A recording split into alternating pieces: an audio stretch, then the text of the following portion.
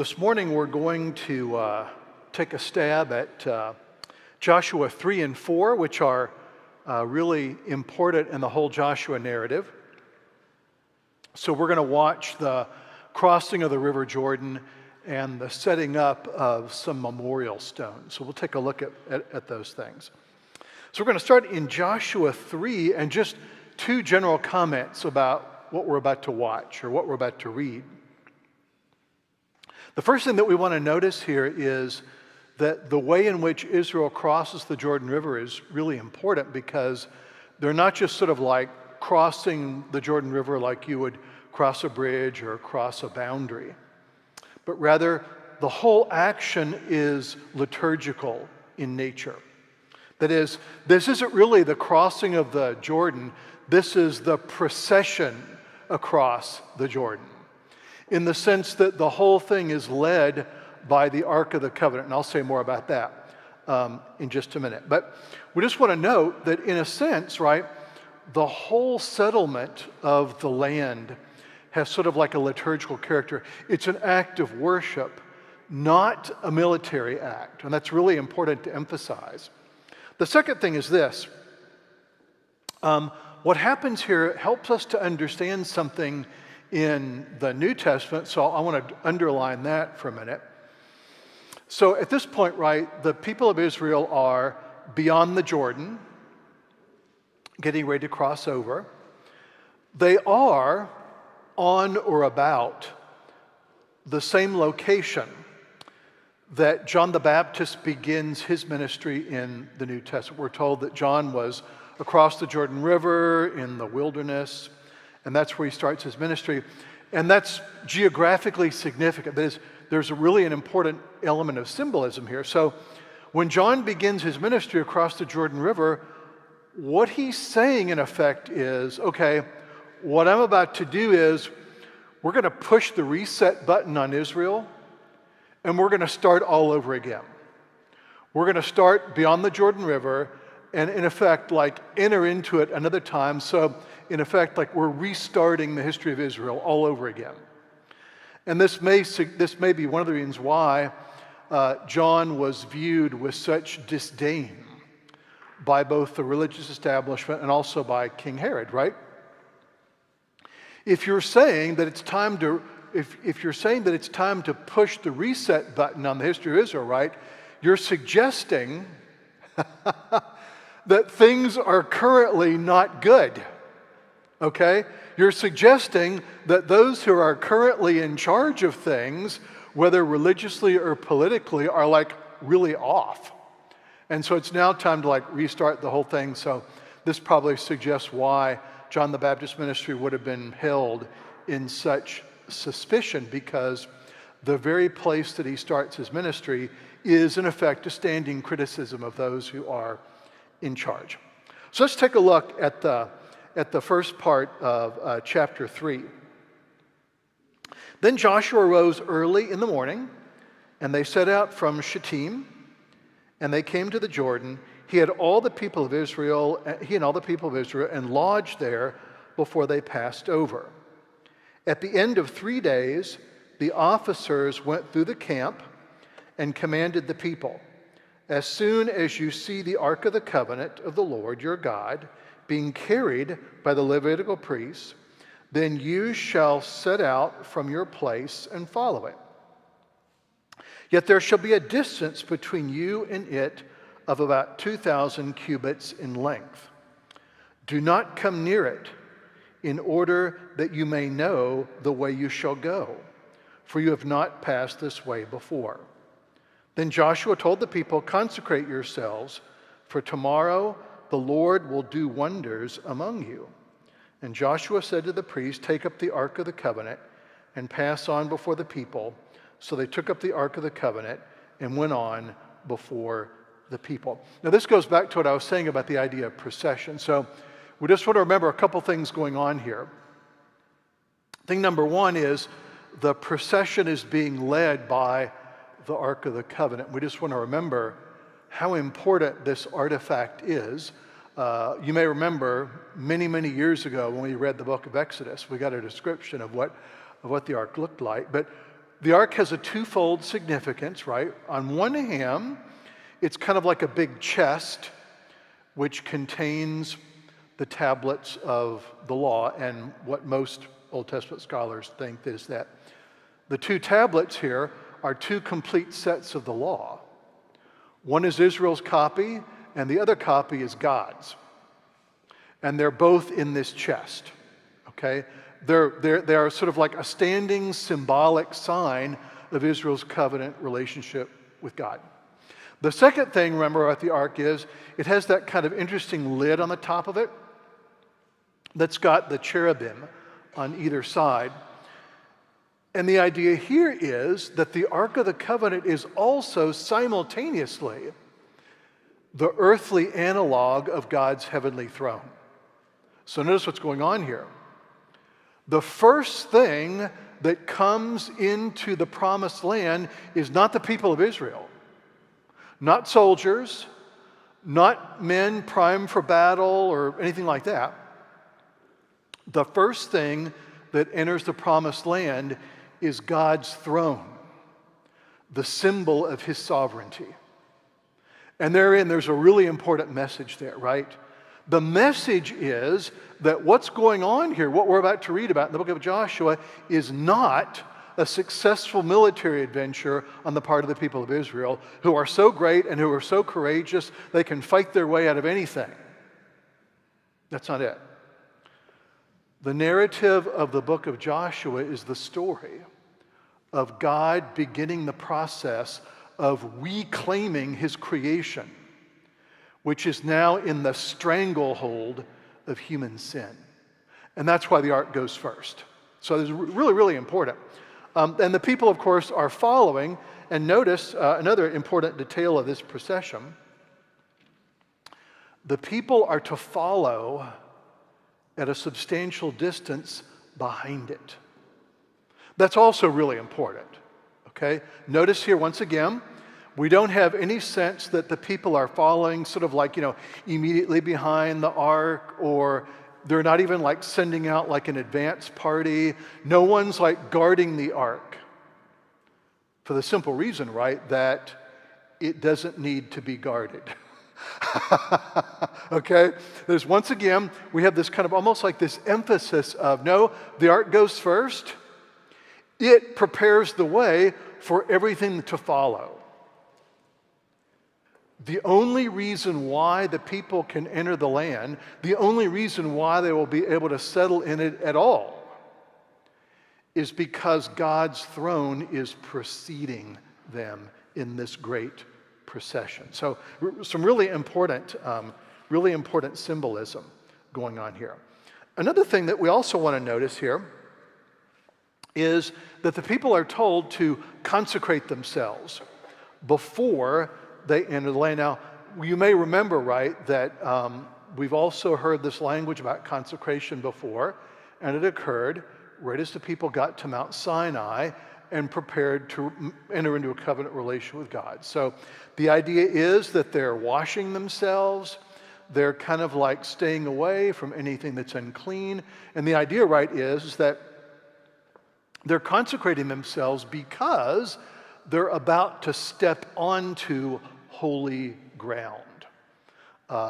You may remember when we looked at Leviticus and Exodus, remember, we also saw that there were these huge basins of water near the tabernacle that the priests used to wash before they went into the tabernacle. Once again, the same principle, right? You're about to step on holy ground. You therefore needed to wash yourself before you did that.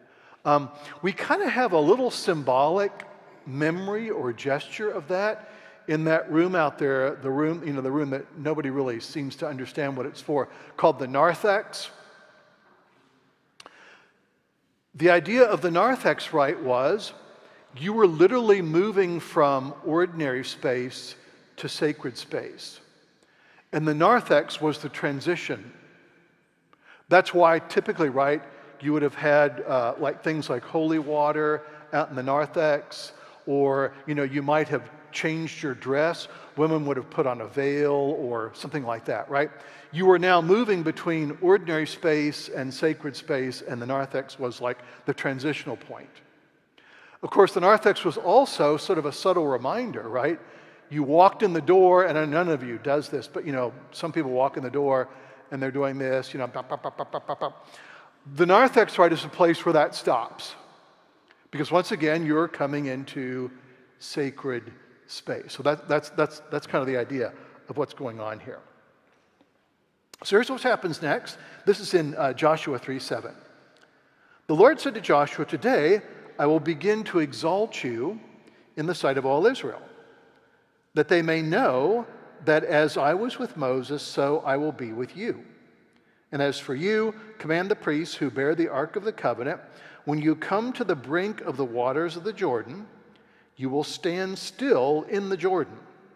And Joshua said to the people of Israel, "Come here and listen to the words of the Lord your God."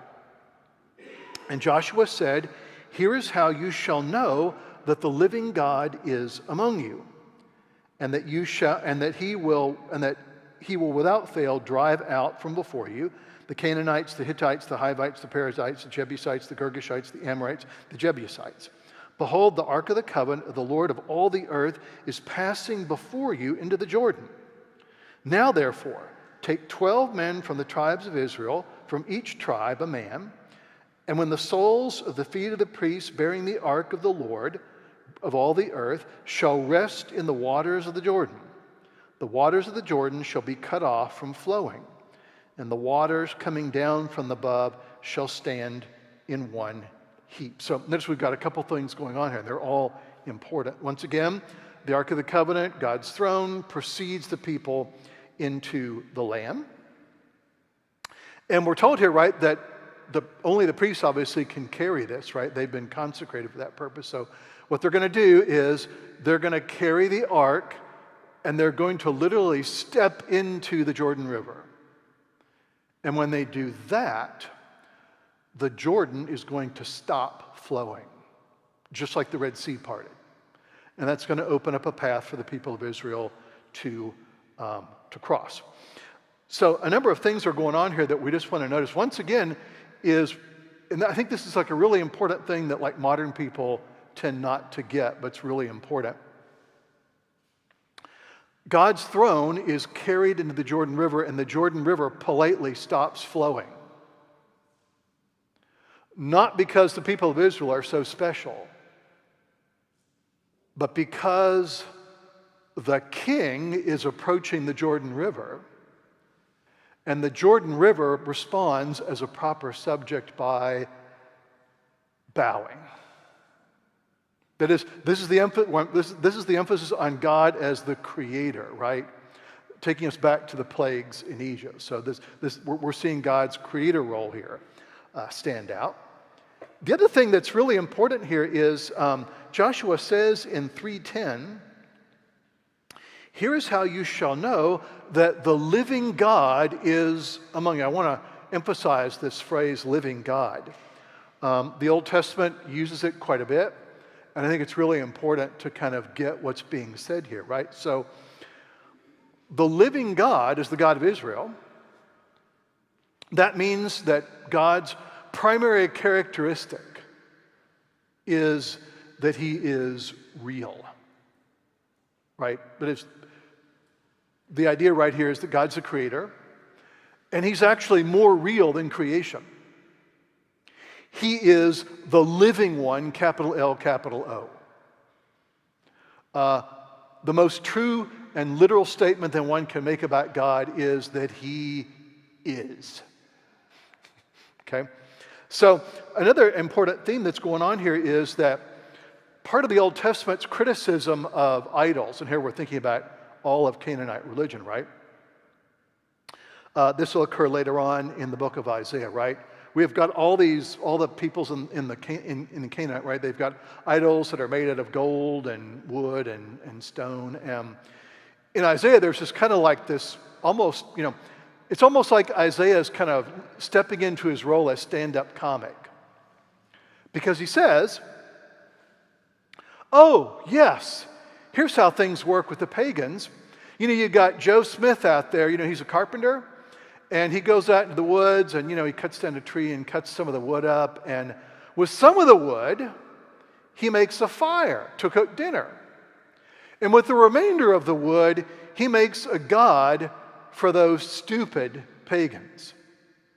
They're worshiping a god that's made of the same stuff that they use to cook dinner with. And this is sort of the criticism here, right, is that you've got gods of stone and gold and wood who are dead. They're not real. That is, in effect, right, the idea is, well, there's no more to those gods and goddesses than the stone, the wood, and the gold they're made out of. That's where it starts and that's where it ends. On the other hand, the God of Israel is the one who is alive, who cannot be captured. And this, of course, is, as I noted when we looked at the Ten Commandments, I think that was maybe like 4 years ago. Remember that the prohibition against making images of God was not that somehow the people of Israel didn't like art. Rather, the reason why you couldn't make an image of God is because you were trying to capture him. And because he's the living God, you can't do that. Now, of course, God can make an image of himself, and of course, he's already done that, as we learned in the first chapter of the book of Genesis, right? God's already created an image of himself, and that's us. So that's another thing that's really important thing that's going on here. So here we have the ark is being processed into the Jordan River. The Jordan River stops, and here's what happens after that.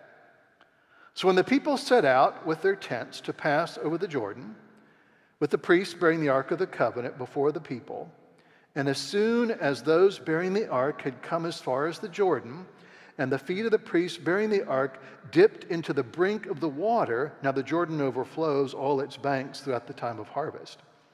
The waters coming down from above stood and rose up in a heap very far away, at Adam, that is the city beside Zarethan. And those flowing down to the Sea of Arabah, the Salt Sea, were completely cut off, and the people passed over opposite Jericho.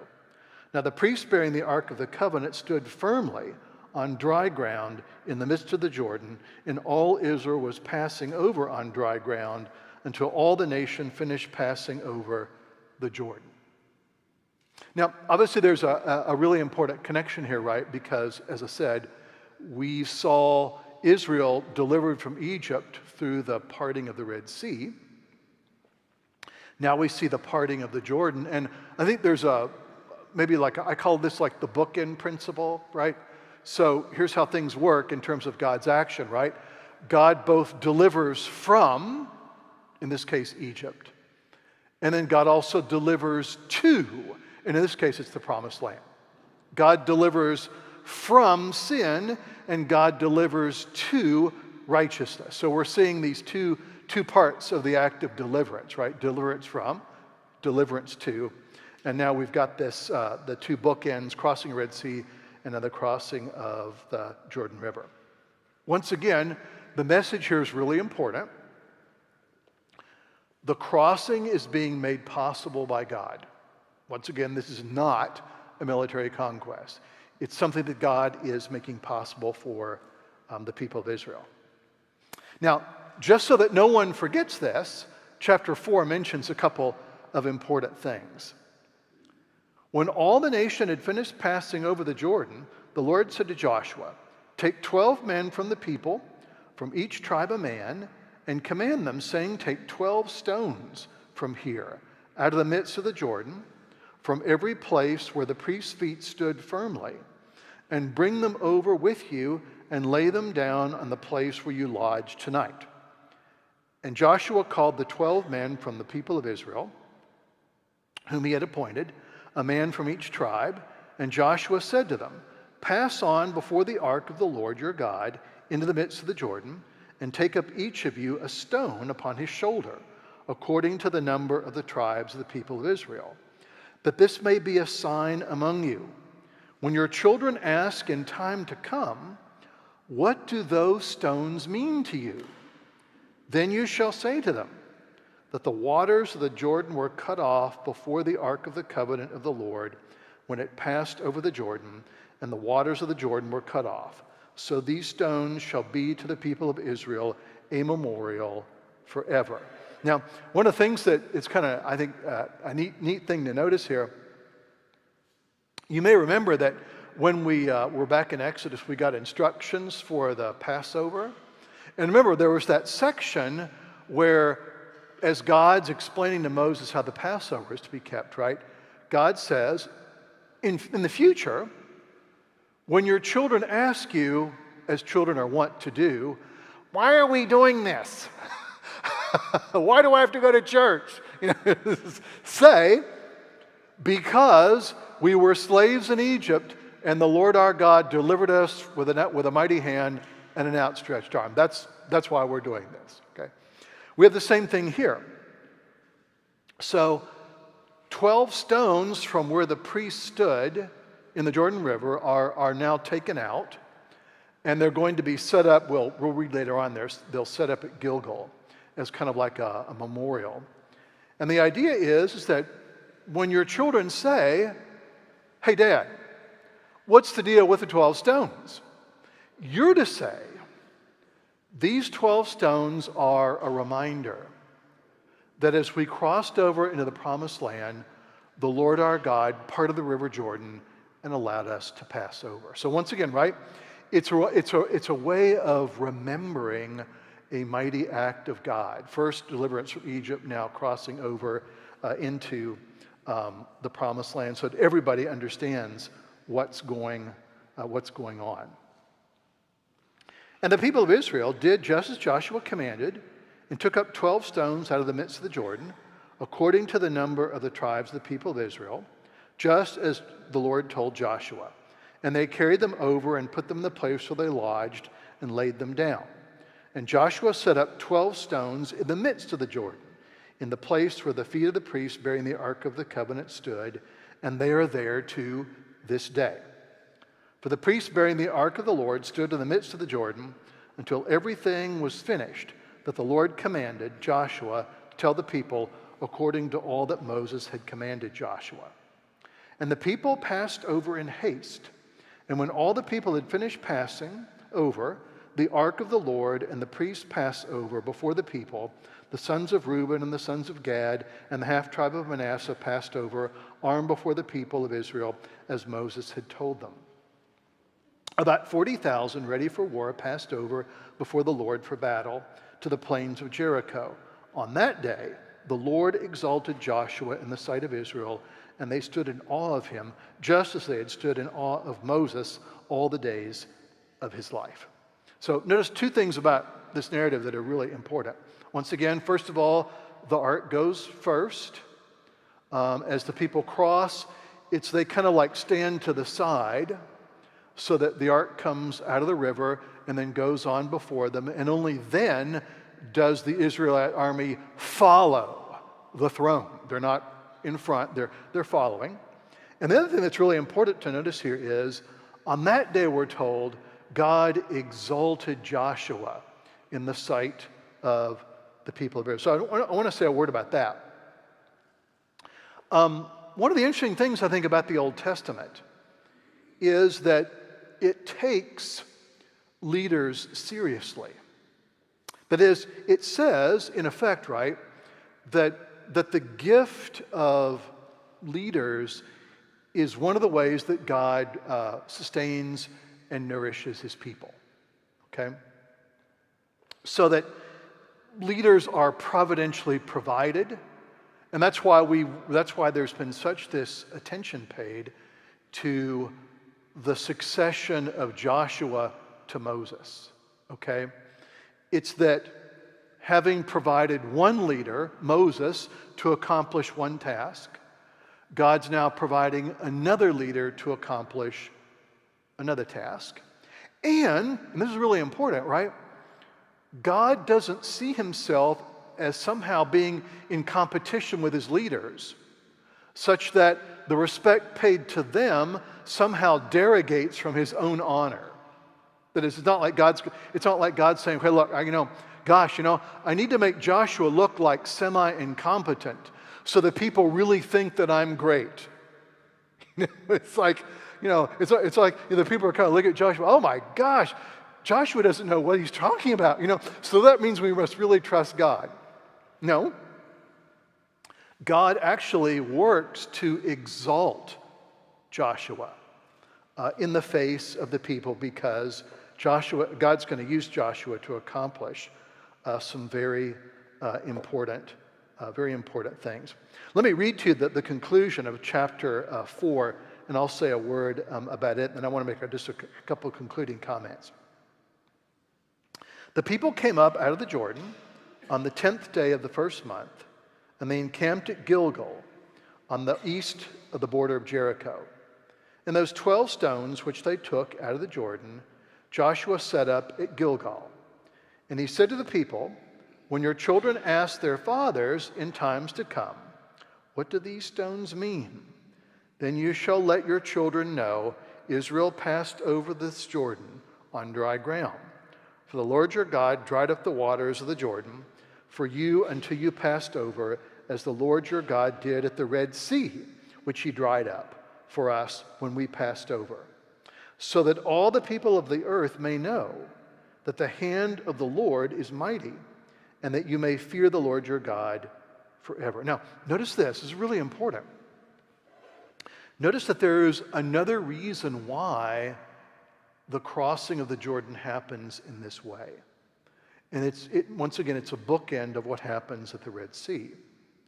So that all the peoples of the earth may know that the hand of the Lord is mighty. That's a really, really important idea here, right? So on one hand, the crossing of the Red Sea and the crossing of the Jordan do immediately affect the people of Israel, right? They're acts of deliverance. But they're also signs. The crossing of the Red Sea and the crossing of the Jordan River are also signs to all the peoples of the world that the hand of the Lord is mighty and that God has purposes for the whole world.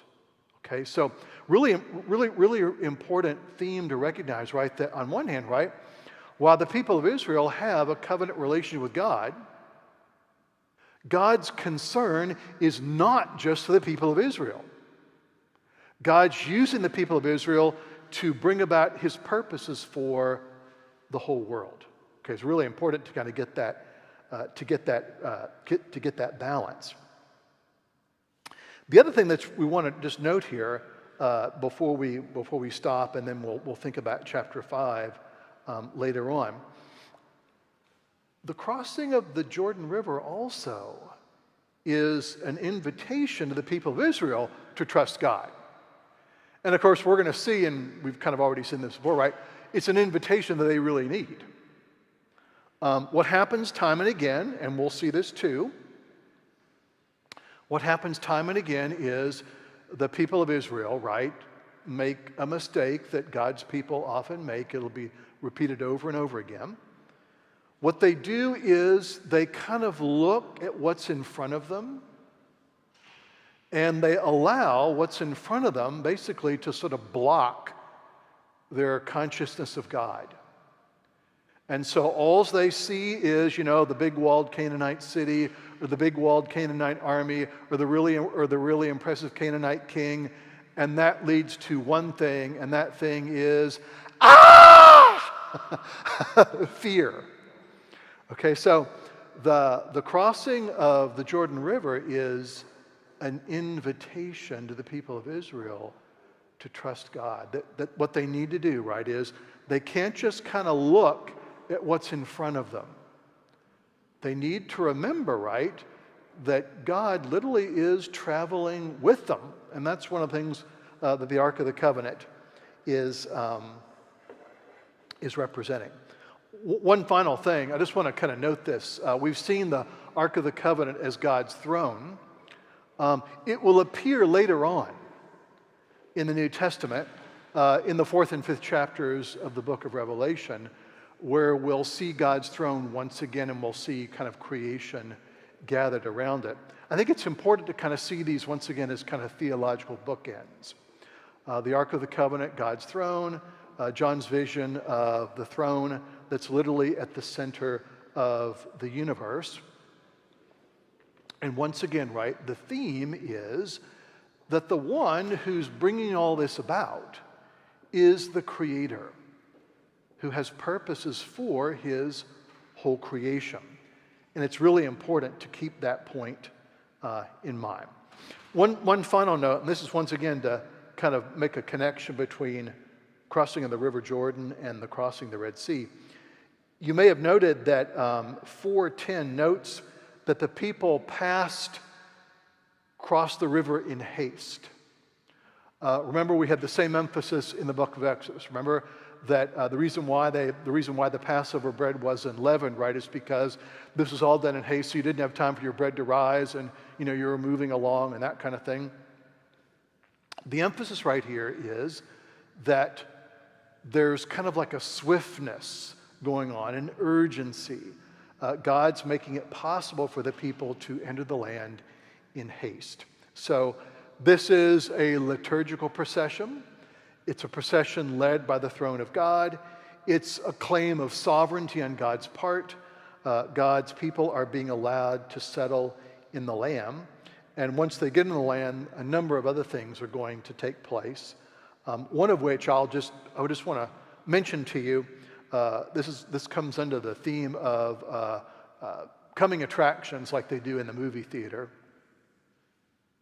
One of the things that we'll see that's really will be significant about the crossing of the Red Sea, and we'll see this later on, is we're going to be told that once all the people have crossed the Red Sea, it's only at that moment that the manna stops.